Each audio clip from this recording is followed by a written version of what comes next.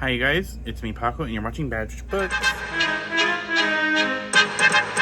Today we're going to be going over my Q1 wrap-up, just a look back at the first 3 months of the year, what I read, how many things I bought. We're not really going to go in depth reviews because I do monthly wrap-ups, but these are just like a stats-wise goal of it. And like check in on all the challenges I'm doing. I want to do this for each of the, like, every 3 months, just like a check-in for myself and you guys to see how I've been doing. So my goal this year was originally 120, but just because of where my life has been this year so far, I decided to make it down to 100 so that I'm not racing myself for not finishing 10 books a month, because just it wasn't happening and I did not want to do that stress, and this is a challenge to myself. So we made the goal 100. In total, as of the end of March, I have read 26 books. So not bad. I wish it was 30, but overall not bad. In January, I read 6. In February, 7, which was a really rough month for me mentally. And then in March, I read 10. So overall, a good average of books. My average rating has been about like a 3.7, 3.8 for each of these months. So I haven't been rereading, I think I have my laptop, my spreadsheet open so I could like glance at it for the stuff I need to look at. I've had 3 5-star reads this year, but one of that was a reread, so it doesn't count. But yeah, so I guess we will go to our first part. Now we're gonna start with the stats of the last 3 months. We're gonna be using these pictures from Storygraph, so you'll see these pop up. So the first one we have are the moods, and you could see here on this, I'm looking at my computer where it's on, but it'll be right here, that the biggest was adventure, and then followed by emotional and mysterious, then dark, were like the bigger like emotions or moods from the Storygraph, like the way they do it. The next one we have is, so now we have our page number here. And you guys can tell that I mainly have been reading books between 300 and 500 pages. Shortly after that was less than 300, and then a little bit of 500 plus, which on the life of me, I don't know what 500 book plus. Oh, Oathbound, I think, is the only that's like 500 plus I can think of that I've read this year, but that's neither here nor there, and we will talk about Oathbound later. And then for genres, of course, to no one's surprise, with 20 of books being fantasy, 15 or less than 10 were young adult, then romance, LGBTQ, comics, historical mystery, erotica, short stories, science fiction, and then graphic novels are like my top genres. Just no one's surprise. And then format, I have a 42% physical, like preferred, and then audio with 38, and then digital with 19. I will be surprised to see if those numbers and slots are the same, because the last couple, like lately, I've been listening to a lot more audios than I have been physically reading, so I'm intrigued to see where the numbers are in the next 3 months.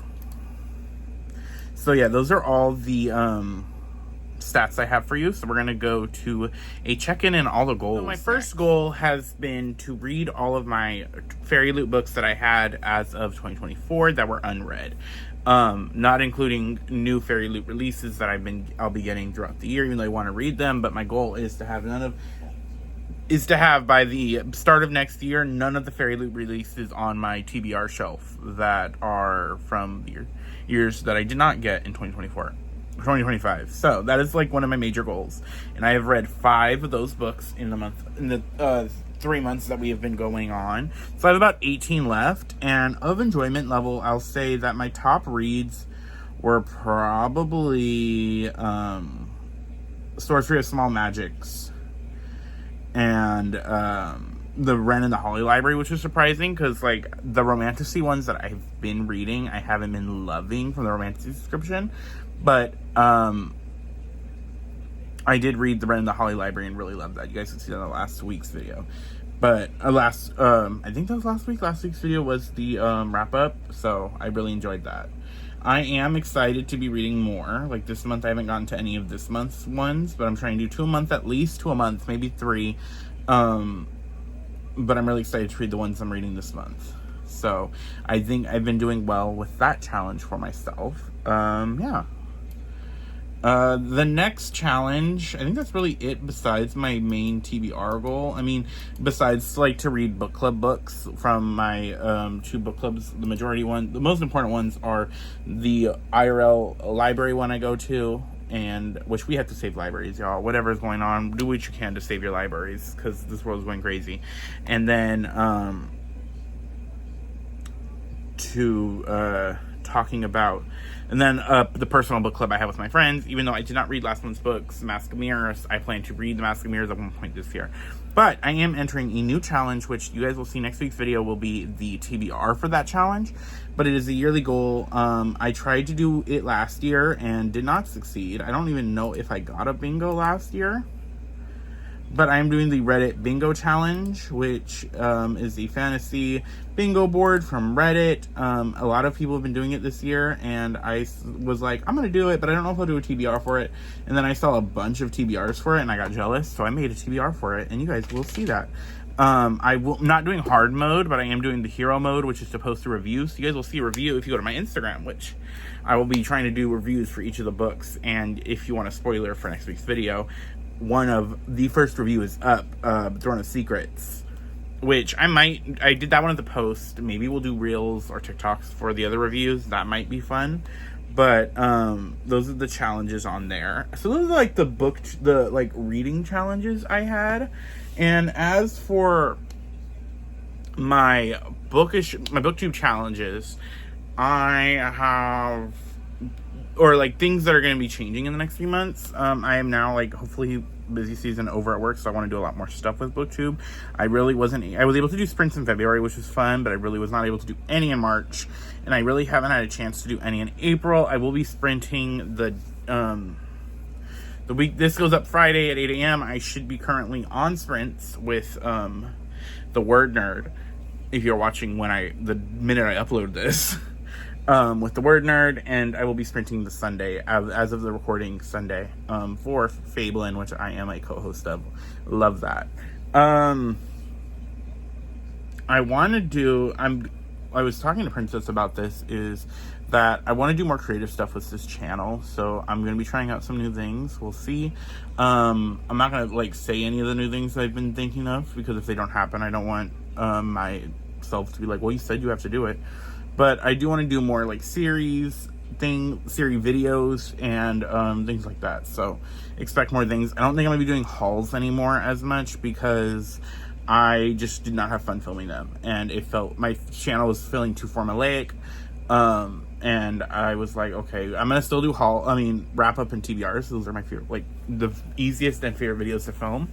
But yeah, so that's it for goals. The last segment is going to be kind of doing a review and talking about the top 3 books of the month.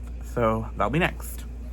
So the top 3 reads of January. New reads. We're not counting rereads, because if I were counting rereads, then the first book would be a different book. But we're not counting rereads, because that's not fair to the new books. So the top new read was Blood Over Brighthaven by Emma Wong. This is a dark academia book about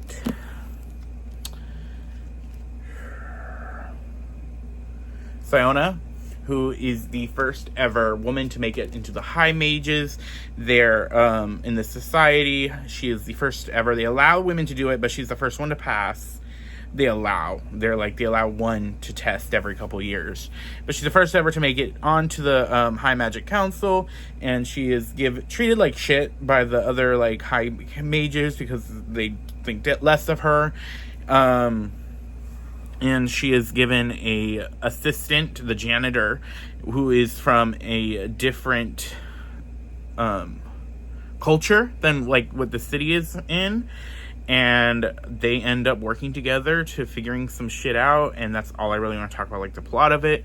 This book was so good. This was a 5-star, the first 5-star of the year. That wasn't a reread, and I loved it. It was a lot, and I read this book the day TikTok went dark, which was a lot.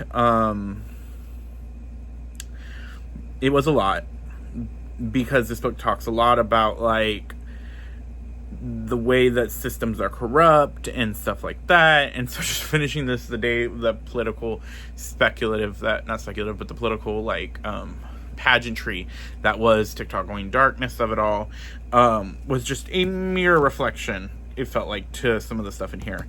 But I really enjoyed this. This gorgeous cover. But yeah, 5 stars, of course. If you are a Babel fan, highly recommend this. This is for all my Babel lovers, I love Babel. I don't think I love this more than Babel, but this is up there. It's dark academia. It talks about the corrupt system and everything. So good. So the top book of February was not a 5-star, but it was a 4-star, and that was Immortal by Sue Lin Tan. This book had me kicking and twirling my feet, and I needed this when I read it. I was not in a mentally great place when I read it, just because of life, and this book, I just really needed this book when it happened. It just brought me some joy that I needed, which is why I'll always love it. This book follows... You know what I'm going to do.